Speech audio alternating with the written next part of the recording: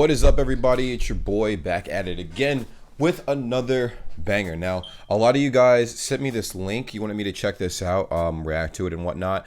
It's off of Geography Now's page. It's about Austria because I recently reacted to a video that kind of broke down the difference between like the language in Austrians, like basically Austrian German and German, right? As far as the languages go, like the difference between I don't know, like, would you say Austrians speak German or Austrians speak Austria?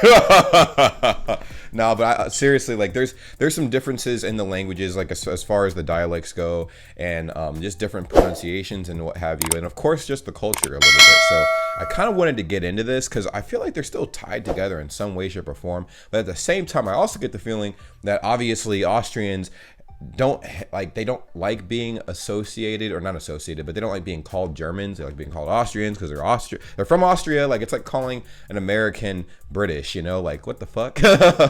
So like, comment, subscribe, turn your post notifications, and I just kind of want to dive into what these differences are because I'm just an ignorant motherfucker. You feel me? I'm ignorant as hell. So let me educate myself right now. Let's get it. Avans Deutsch reden, nennt es nicht Deutsch. Don't call them German. It's time to learn geography. No. Ow! Hey peeps, I'm your host Paul Barbato. Let's dissect the flag. Okay. Damn. Holy shit, it's a lot of flags. The flag is one of the oldest used flags of Europe. Disputably, legend has it that the flag comes from the Siege of Acre after Leopold V came back from battle and removed his belt with his blood-soaked tunic, leaving a red-white banner. Keep in mind that the Austrian flag looks very similar to the flag of Latvia. However, the Latvian... Exactly. I was gonna say Latvia's flag looks very like similar to this, except the color, the line in the center is a lot thinner, and the colors are a bit darker. Flag has unequal sized bands and is a darker shade of red. Yep. Keep in mind, many other countries in the Eastern European region, specifically the Pan-Slavic areas, still retain a part or complete version of the white-red pattern on their flags, like Austria. We'll explain a little bit more Serbia's in that thing too. That's crazy. Hey, all right, I see y'all, Serbia. about this, but first, let's talk about the borders. In terms of its location, Austria is landlocked, bordered by 8 other countries, don't forget Liechtenstein, in the Central European region, with the Alps dominating 3/4 of the country in the west and in the center. The country is divided into 9 states, although it's kind of funny because the state of Lower Austria is technically a little higher than Upper Austria geographically. Lower Austria is ironically higher than Higher Austria. Then, like, oh my god. Capital and the largest city is Vienna, located on the eastern side of the country, where 1 out of every 8 Austrians can be found. The city is a wonderful assimilation of centuries-old stone churches, palaces, opera houses, and monuments, as well as modern high-rises, skyscrapers, and business offices. See, if I were to live in any place, y'all already know what it is for me, man. I'm trying to live in a high-rise, you feel me? A high-rise. That's what I grew up living in, a high-rise, man. I'm definitely trying to live that life again, man. That was fun as hell. Oh, and there's dozens of castles speckled throughout the entire country. Remember how in the Albania video I told you play that whole find the bunker game? Well, in Austria, it's kind of like find the castle game. As a member of the EU, Austria's borders are pretty open with all of its neighbors and are pretty much virtually invisible with the exception of the occasional river or mountain blocking the way. The only controversy it really has is in the South Tyrol region, which historically belonged to a number of different kingdoms and empires, but for a long while it belonged to the House of Habsburg, a historically fascinating lineage that would eventually play a pivotal role in providing half of Europe with all of their monarchical lineages. In short, it kind of initially belonged to Austria. However, after the Treaty of Saint-Germain-en-Laye in 1919, the entire southern part of this region was kind of reluctantly given to the Kingdom of Italy. This explains why Austria has a relatively narrow eastern parameter that stretches into the Alps, as the South Tyrol region, which previously gave the country a wider range of dominion, was ceded to Italy. Austria was kind of like, okay, Italy, we'll give you this piece of land, but, you know, just a little heads up, pretty much everybody in there is Austrian and they speak German and they kind of want to be part of Austria. But wait a minute. Everyone in Austria speaks German. Obviously they want to be a part of Austria, but geez, man. So it's it's basically the same kind of, not same, but similar dealio, except it's just it's similar but it's different. That's why I say, like, a good analogy would be America and England, right? Like, you have England and America, and like two countries both speak English, but totally different. Obviously, you have British English, which I think is weird as fuck, and then you have German, and then you have Austrian German, I guess, which is definitely very different, to say the least. It's all yours. The most confusing part of the region, though, would have to be the Jungholz Enclave. Located right on the border of the Bavarian region of southern Germany, this place only has about 300 people, separated into 4 small towns. This area is strange because it is one of Europe's only 3 quadrupoint borders and is technically joined by Austria by only a small narrow corridor, only a few meters wide, on the top of the adjacent Zugspoften mountain that crosses over into the Austria side. Otherwise, the only way to get into Austria from this region is by driving through Germany. This means that if you don't want to go through Germany to get into Austria from this region, the only way is to literally climb to the top of Zugspoften mountain to the very point where the 4 borders meet and climb all the way down to the rest of Austria. Jesus. Since the 19th century, the borders have been literally marked every single step of the way, and the top has a markstone that distinguishes the narrow crossing. Believe it or not, this is actually a common hike that a lot of people take, despite the fact that many of them don't even understand the significance of the markers. Speaking of mountains and hikes, let's talk about the physical geography. Yikes. As mentioned before, about 3/4 of Austria is mountainous, with the Alps dominating the center and western parts of the country. These mountains are the characterizing segments that give Austria its distinct national identity, both historically and culturally. In short, even though the vast majority of people in Austria live in the low-lying plains around the mountains, Austria would not be Austria without the Alps. These mountains can actually be quite quirky, almost with minds of their own. For example, every spring in the Hochschwab Mountains and forests on the east side of the Alps, the snowmelt from the mountains completely engorges the Grüner See, or the Green Lake. So this right here is completely covered in snow, like almost annually. Look. Completely engorges the Grüner See, the Green Lake, engulfing the entire park with trees and benches underneath it. Jesus Christ. And I wonder how thick that shit is. Like, I mean, I could imagine that little, like, that sea or whatever that they had right there, right? Like, it probably gets frozen over. It's like what, like a foot thick of just ice? I mean, maybe not that thick, but that's ridiculous, bro. What the fuck? These mountains also provide the perfect setting for Austria's favorite sport, skiing. Yes. The problem, though, is that although these mountains are very beautiful, they do kind of make a lot of the country uninhabitable or difficult to cultivate. Although 40% of the land is covered in forests, less than 20% of the land is arable. And for the record, yes, The Sound of Music was filmed in parts of Austria. Oh shit! You know, I was saying, like, I thought it was filmed in Germany for a little bit, but maybe parts of it were. But also, I kind of had a feeling, I didn't even really factor in that Austria was going to be a part of that. But that's just me. You feel me? That's cool. That's cool. No, not everybody has seen or even cared about seeing that movie. Of course, the mighty Danube River flows through the northern part of the country and has historically played a vital role in Austria's economy and trade sector, especially after the construction of the Rhine-Main-Danube River Canal back in 1992, which allows ships to finally pass from the North Sea through Europe into the Balkans and ending into the Black Sea. The low-lying areas of eastern Austria have nice grassy hills and plains, perfect for cattle raising and, of course, dairy production, where some of the classiest Austrian cheeses are produced. Now, of course, Austrian cheese. I've heard about this, man. I have heard about this. The legends. They gotta be true, man. If there's any real reason why I travel to Austria, it's gonna be for the cheese. I know we got Wisconsin in America, and you know that's like the capital of cheese. But I heard some things about Austria and like the cheese, man. I gotta try it, dog. I got to try the cheese. I've heard wonderful things about it. Austria's economy is not really that heavily based on agriculture, but rather services and industry, specifically in engine and there is the battery. As expected, and medication manufacturing. But who does all the manufacturing? Let's find out in demographics. Hey. Oh shit. You know, as the home country of Mozart, Austria still kind of lives up to its classy expectation. Austria has a population of about 8.5 million, about 90% of whom are ethnically Austrian, and 10% from other nations, mostly from Germany and the former Yugoslavian states such as Hungary, Serbia, and Bosnia. Oh shit. We got some Serbians out there, we got some Hungarians out there, some Bosnians, some Herzegovian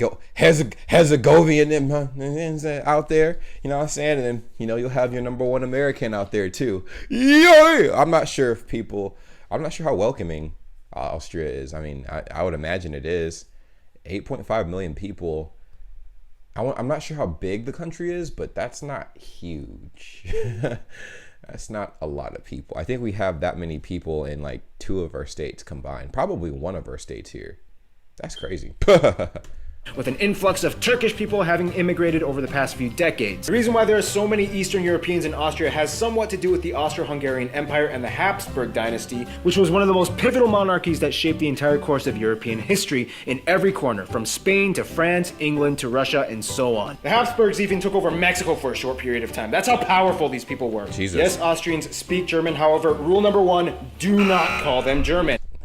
Fuck. See, that's what I'm saying, man. It's like you know, you go over to England and they're like, or no, you're in America. They're like, you must be British. I'm like, no.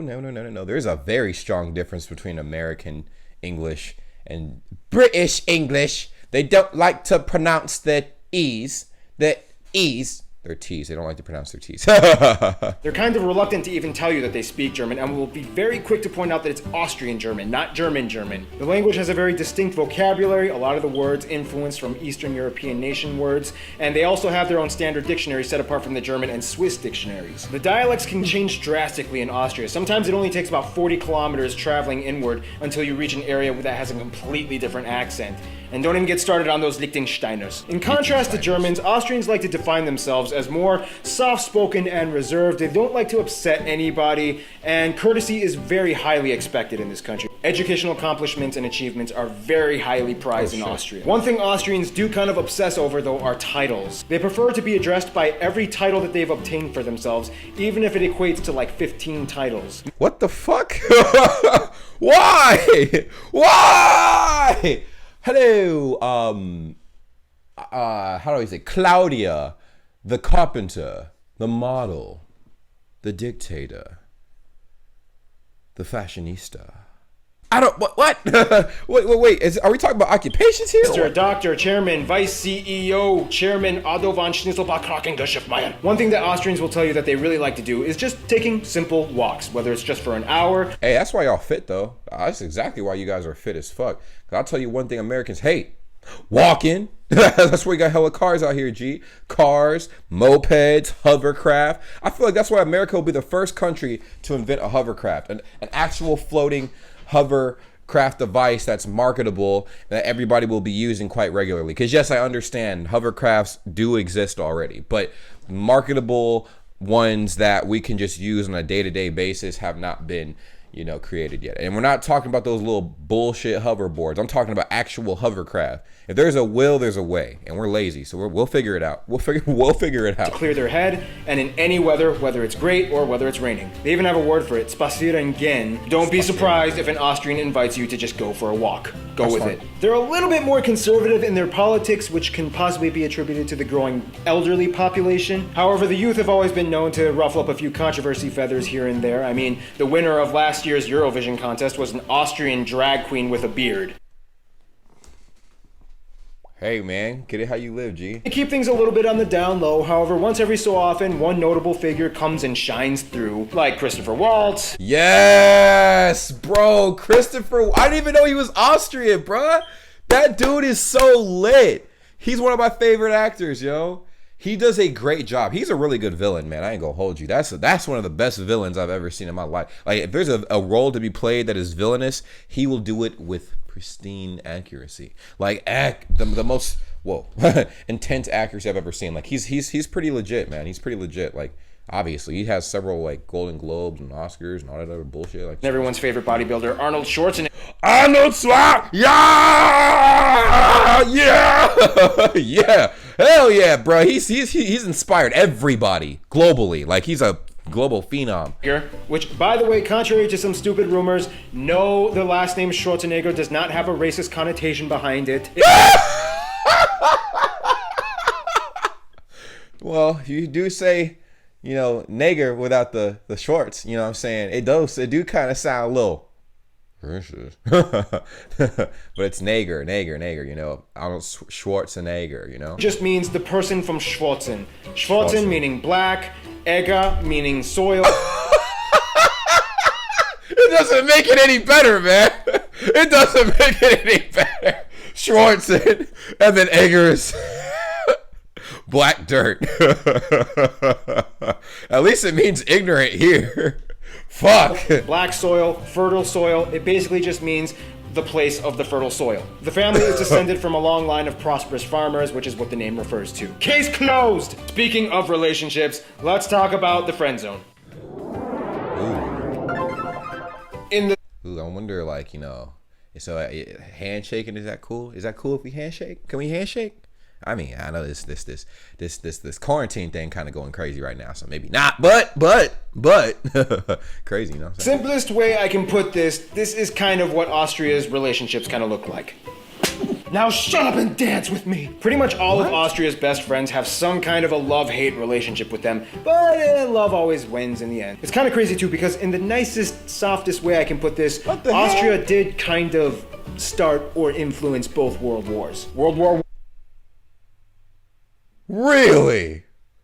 What? Oh, man. with the attacks from the Empire on Serbia after the Archduke was assassinated, and World War II because, well, I mean, Hitler was kind of born in Austria. Oh, I didn't even know that, man. So he's not he's not a German. So somebody that wasn't German wanted to. I'm confused. He's not a real German. I guess he's Austrian. He's Austrian. That's crazy. So an Austrian took over Germany. So Germany was being ran by an Austrian. Hey, I mean, the Roman Empire was running a lot of shit back in the day. That's crazy, man. That is very crazy. It's interesting. I didn't even realize. I thought Hitler was German, but I guess I didn't look into it. The way that I was taught was like, oh, okay, cool. Like there was this guy, he went to a college, art college, whatever, or he applied and didn't get in. So he took a different little route, whatever, boom, boom, boom. And it's crazy, man. Like I don't know, that history it's very sensitive, but that's something I just didn't know. Cause like I said, I was never really interested in finding out his origins, where he grew up, how his family raised him and stuff like that. It just never occurred to me to check that out. So very interesting, man. Very interesting stuff. No Austria, no Hitler. To this day, Austria is incredibly neutral in their affairs and lies in a very interesting alliance limbo, as they have neither joined NATO or the Warsaw Pact. But enough on that. In regards to their eastern neighbors, because of the whole Austro-Hungarian Empire, Austria and many of the other Central and Balkan states like the Czech Republic, Slovakia, Serbia, Bosnia-Herzegovina, and so on, have close ties to Austria, even though historically they had lots of drama under the Habsburg dynasty. But hey, it was either the Habsburgs or the Ottomans, and they hated the Ottomans. In regards to Italy, Italy has always been a huge trade partner, but of course, like mentioned before, the whole South Tyrol region thing kind of causes a little bit of tension. They aren't going to war or anything, but Austria is kind of like, look, Italy, I mean, come on. Everybody there is Austrian. In terms of their best friends, Austria would kind of reluctantly say Germany, but more specifically Bavaria, the region of South Germany. Bavarians and Austrians are very similar in their culture and tradition. Some Austrians will tell you that because they get along so well, Bavaria is said to be the 10th Bundesland, or state, of Austria, although Bavaria alone has more inhabitants than the whole of Austria. I was gonna say, that's crazy, bro. I am so blown away by this fucking video, dude. Holy shit. Holy shit, man. Are you serious? That is so crazy. So Austria is like the ultimate neutral. Like there is no strong political side of Austria. It's just Austria is like, hey, we want peace, we want to trade, we want to live. Like it's simple, Yeah, they might have their beefs, but there's no real strong like we gotta accomplish like it's just we're here, we're chilling, we're chilling. Like we're on one side, you got the Warsaw Pact on the other side, and it's just like, all right, well, we're chilling, dog. We're chilling. We are chilling. We're not trying to be a part of none of that. We're just trying to live, eat, and breathe. Leave us alone. All that stereotypical Lederhosen and Dirndl costume stuff that you see on all those Oktoberfest commercials, yeah, that's kind of what you would attribute to Bavarian and somewhat Austrian culture. Really? They only do that on special occasions. Okay, I was gonna say. If it was up to me, I would wear that stuff 24/7, but hey, to each his. No. I like Germany. I like Austria, but I don't like it that much. What the fuck? I will rock some Lederhosen, dog. Like don't put it past me. Your boy will rock some Lederhosen, but I don't even like suits, G. I do not like suits. I like hoodies. I like sweatpants, and I like shoes. Like not I'm not a sneakerhead. I like worn out shoes. Like just busted up, regular walk around gym shoes, dude. I don't need anything fancy. I'm chilling. You know, I'm chilling. That's just how I am, man. Shit. In conclusion, Austria is kind of like the country that secretly changed the entire course of all of European history right under our noses without us even knowing about it. Here's one more picture of Arnold Schwarzenegger. But hey, look, a distraction. And get ready because Azerbaijan is coming up next. Bro, that was absolutely phenomenal. I learned so much about Austria. Holy shit, man. And I know a lot of people that follow me are from Austria, from Germany, but from Serbia, from the Balkans. So it's actually kind of cool how all of this is tying together, because I was actually reacting to a lot of Serbian stuff prior to diving so heavily into the German scene, and now I'm exploring the Austrian side of things because I was sent this link and I'm like, oh my god, I gotta check it out. And then of course my favorite, one of my favorite bodybuilders is Arnold. My ultimate favorite is Sergio Oliva. He actually beat out Arnold in the Olympia. He's the only person to beat Arnold twice, actually. So yeah, like, comment, subscribe. Let me know what you guys think in the comments down below. And until the next time I see your beautiful faces again, take care. Peace. Hey, what's up? Did you guys subscribe to the channel? Did you subscribe to the channel? Well, if you haven't, make sure you do that. Also, we do have a Discord. The Discord link is always going to be in the description down below on any of my videos, and it's dope. What we do on Discord is pretty simple. A lot of you guys I'm collecting you guys from a bunch of different countries, a bunch of different places, and you guys want to teach me a whole bunch of stuff. You guys can join the Discord and teach me anything. You can send me any kind of messages and stuff. You can actually post memes. You could participate in the community and just make friends. Just go ahead and join the Discord and see what kind of situation you're getting into for yourself. Also, there's going to be some giveaways in the future. There's going to be some giveaways, but to create some incentive for that, I need you guys to follow me on Instagram. Are you guys following me on Instagram? You know what my Instagram looks like? You probably don't know what my Instagram name is. It's right there. Just go ahead and check it out. Check it out. Check it out. It's dope. Just follow me on Instagram. I do live streams every day. I try to, engage with you guys in every way possible. I know not a lot of creators are very engaging with their fan base. I try to be engaging. So just go ahead and check it out. There's no harm, no foul. Follow me on Twitter too. I honestly am trying to grow my Twitter, but I don't really post that often on there. But when I do, you guys will be the first to see whatever post those will be. You know what I'm saying? Now, if you guys want shout outs or whatever, I don't know, we have a lot of upcoming independent artists that have been hitting me up as of late. I might create a series where I favor my international independent artists and stuff, and I might promote you guys for free, but it might just be 1 or 2 a week, and you guys can give me some feedback on that. But all to say, follow me on my social medias. All right, if you guys aren't doing that already, you need to do that, because that's a pretty big deal. I'll see you guys later, but enjoy the content I create. It's gonna be random reaction videos, a lot of everything. Reaction videos, vlogs, challenges, cooking videos, gaming videos, anything you guys suggest when you join my Discord or message me on Instagram. But I'll see you guys soon. Take care. Follow me. Peace.